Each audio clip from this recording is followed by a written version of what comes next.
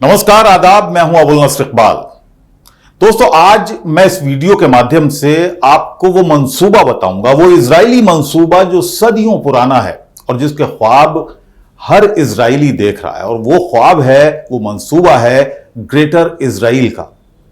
वो आगे मैं आपको इस वीडियो में बताऊंगा, लेकिन पहले जो मौजूदा सूरत हाल इस वक्त इजराइल में, फिलिस्तीन में चल रही है, वो आपको बताता हूं। इजराइल का दक्षिणी गाजा के राफा इलाके में हमला जारी है। इस वीडियो की शुरुआत में ही मैं एक बात और साफ कर दूं कि ये कोई हमला नहीं है, बल्कि ये एक तरीके का जिनोसाइड यानी नरसंहार है जो इजराइल कर रहा है। हालांकि ये बहुत पहले से कर रहा है, लेकिन इस समय जो लगातार हमले हो रहे हैं वो एक तरह का नरसंहार है। अब तो इस बात को फ्रांस और जॉर्डन जैसे देशों ने भी मान लिया है। फ्रांस ने इजराइल को सीधे चेतावनी देते हुए कहा है कि अगर इजराइल राफा के फिलिस्तीनी नागरिकों को जबरन विस्थापित करना चाहता है, वहां से भगाना चाहता है, तो वो अंतर्राष्ट्रीय कानून के तहत युद्ध अपराध होगा। अभी अमेरिका ने भी, जो बाइडेन ने भी ये चेतावनी दे दी है कि अगर राफा में किसी तरह का हमला होता है तो अमेरिका जो हथियारों की सप्लाई देता है, भर भर कर हथियार देता है फिलिस्तीनियों को मारने के लिए, अब वो नहीं देगा। तो यह हालत अब इजराइल की हो गई है। आज इजराइल एक युद्ध अपराधी बन चुका है। हालांकि पहले भी यह देश युद्ध अपराधी रहा है, पहले से रहा है, अपनी आदतन एक युद्ध अपराधी रहा है, लेकिन किसी ने कभी इस तरफ ध्यान नहीं दिया, कभी किसी ने आवाज नहीं उठाई। इजराइल का गहरा दोस्त जॉर्डन, हालांकि अरब मुल्क है, जो अब तक इजराइल का साथ दे रहा था, अब जॉर्डन के ही किंग अब्दुल्ला ने इजराइल को सीधे सीधे चेतावनी दे डाली। उन्होंने जो बाइडेन के साथ मुलाकात के दौरान कहा कि इजराइल का रफा पर हमला एक नए नरसंहार की ओर पूरे इलाके को ले जा रहा है। तो किंग अब्दुल्ला ने फौरन सीज फायर की मांग की, वकालत की, लेकिन नेतन्याहू ने सीज फायर को सिरे से खारिज कर दिया। बार बार सीज फायर से नेतन्याहू क्यों भाग रहा है, इजरायली क्यों भाग रहे हैं, इसी के पीछे वो मंसूबा है, वो ख्वाब है जिसका जिक्र मैंने किया था आपसे इस वीडियो के शुरुआत में, यानी ग्रेटर इजराइल का ख्वाब, ग्रेटर इजराइल का षड्यंत्र और वो मंसूबा। इसके पीछे जो वजह है वो दरअसल यही है, और इसीलिए इजराइल जंग से पीछे नहीं हटना चाहता, क्योंकि इजराइल अपने इस पुराने मंसूबे को कामयाब करना चाहता है। तो ये बड़ा मंसूबा जो कि ग्रेटर इजराइल, यानी आप नाम से ही समझ गए होंगे, अभी छोटा इजराइल है, ग्रेटर इजराइल का मतलब एक बड़ा इलाका, एक बड़ा इजराइल, यानी इजराइल का नए सिरे से विस्तार। और उसके लिए किसी भी हद तक इजराइल जा सकता है, चाहे उसे दरिंदा बनना पड़े, हजारों लाखों लोगों की कुर्बानी लेनी पड़े, उनको जान से मारना पड़े, वो इस मंसूबे पर धीरे धीरे बढ़ रहा है। आप खुद ही देख रहे होंगे कि इन दिनों हालात भी कुछ ऐसे हैं, कैसे इजराइल फिलिस्तीन के लोगों पर अत्याचार कर रहा है, मासूमों की जान ले रहा है। दोस्तों, आज तक इस बात को हमेशा छिपाया गया है कि कैसे इजराइल ने फिलिस्तीनियों का शोषण किया, उनकी जमीनों पर कब्जे किए, और दुनिया के सामने मासूम बनकर बड़े गेम प्लान की तरफ वो लगातार बढ़ा, और जिसका सीधा सीधा नाता यरूशलेम और ग्रेटर इजराइल से है। इजराइल फिलिस्तीन का ये जो संघर्ष है उसमें राजनीतिक एंगल तो है ही, इसके अलावा एक धार्मिक एंगल भी है, जिसमें जो कट्टरवादी इजरायली हैं वो अपना विश्वास रखते हैं, और इन कट्टरवादी इजरायलियों की सबसे बड़ी चाहत है अल अक्सा परिसर में मौजूद सभी मुस्लिम और ईसाई धर्म स्थलों को गिराना। अब ये थर्ड टेंपल क्या है और उसका इतिहास क्या है, ये भी मैं संक्षेप में आपको बता देता हूं। दरअसल यहूदी मानते हैं कि इसी जगह पर इसहाक को कुर्बान करने के लिए उनके पिता यानी इब्राहिम लाए थे, जबकि मुसलमान कहते हैं कि कुर्बानी के लिए इसहाक को नहीं बल्कि उनके बड़े भाई इस्माइल को लाया गया था उनके पिता द्वारा, यानी इब्राहिम के द्वारा। तो बहरहाल ये विवाद अपनी जगह है, और इस विवाद को किसी दूसरे वीडियो में मैं विस्तार से आपको बताऊंगा। तो कुर्बानी वाली जगह पर, ये जो कुर्बानी जहां पर हुई थी और जहां पर यह लाया गया था, उसी जगह पर एक और प्रॉफिट हुए हैं जिन्हें मुसलमान सुलेमान कहते हैं और यहूदी और ईसाई सोलोमन कहते हैं। वो बादशाह भी थे, तो उन्होंने एक इबादत घर बनवाया यहां पर, यानी कुर्बानी वाली घटना के लगभग 1000 साल बाद, आज से तकरीबन 3000 साल पहले की यह बात है। यहूदियों ने इसे नाम दिया फर्स्ट टेंपल, जो यरूशलेम में था। हालांकि इस मंदिर को बेबीलोन के राजा ने तोड़ दिया। बेबीलोन के पतन के बाद जब पर्शियन साम्राज्य आया तब उन्होंने 6ठी सदी ईसा पूर्व यानी बिफोर क्राइस्ट, ईसा से 600 साल पहले यहूदियों के लिए एक नया मंदिर बनवाया जो सेकंड टेंपल के नाम से जाना गया।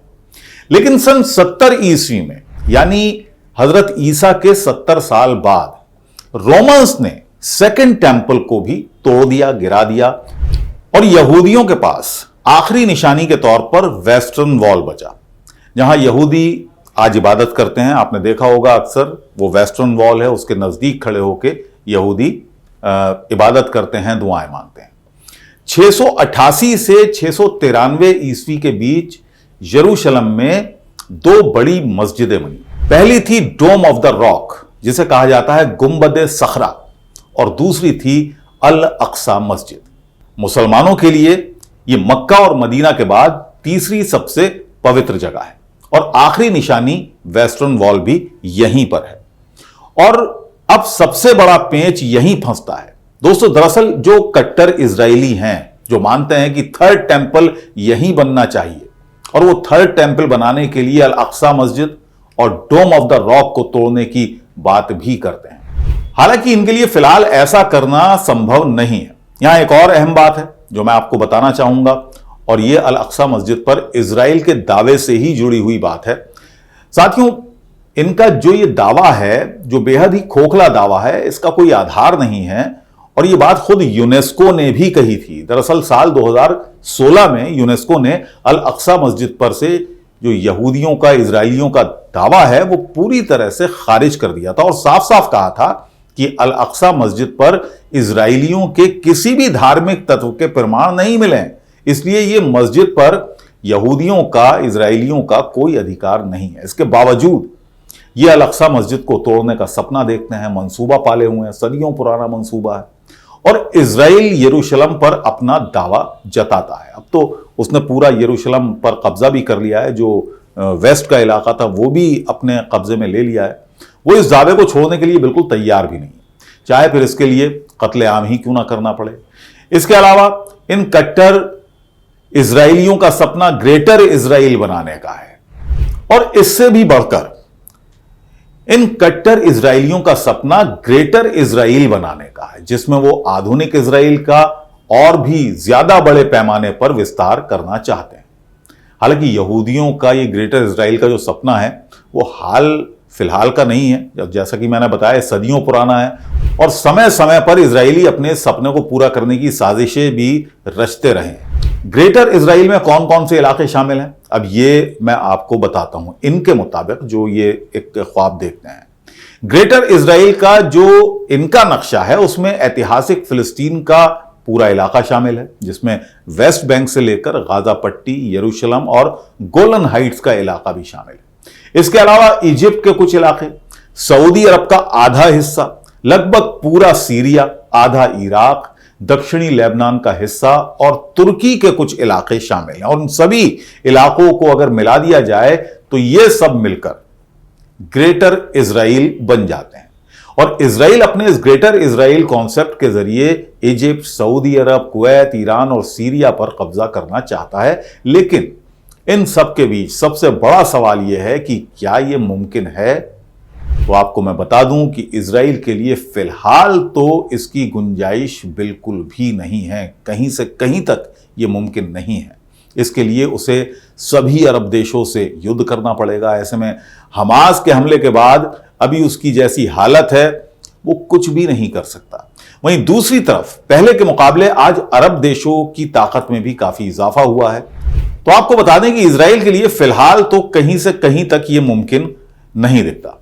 इसके लिए उसे सभी अरब देशों से युद्ध करना पड़ेगा। ऐसे में हमास के हमले के बाद अभी जो उसकी हालत है वो बद से बदतरीन हो रही है, वो कुछ भी नहीं कर पा रहा है। वहीं दूसरी तरफ पहले के मुकाबले आज अरब देशों की ताकत में भी इजाफा हुआ है, उन्होंने अपनी डिफेंस पावर को भी मजबूत किया है।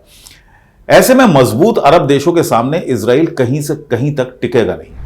दोस्तों, आपको याद होगा नेतन्याहू ने पिछले साल जंग की शुरुआत से ठीक पहले संयुक्त राष्ट्र में एक मैप पेश किया था। इस मैप में वेस्ट बैंक से लेकर गाजा पट्टी और यरूशलेम और गोलन हाइट्स को इजरायली सीमा में दिखाया गया था। नेतन्याहू की ओर से दिखाए गए इस नक्शे के बाद ही हमास ने 5000 रॉकेट दागकर अपनी नाराजगी जाहिर की थी।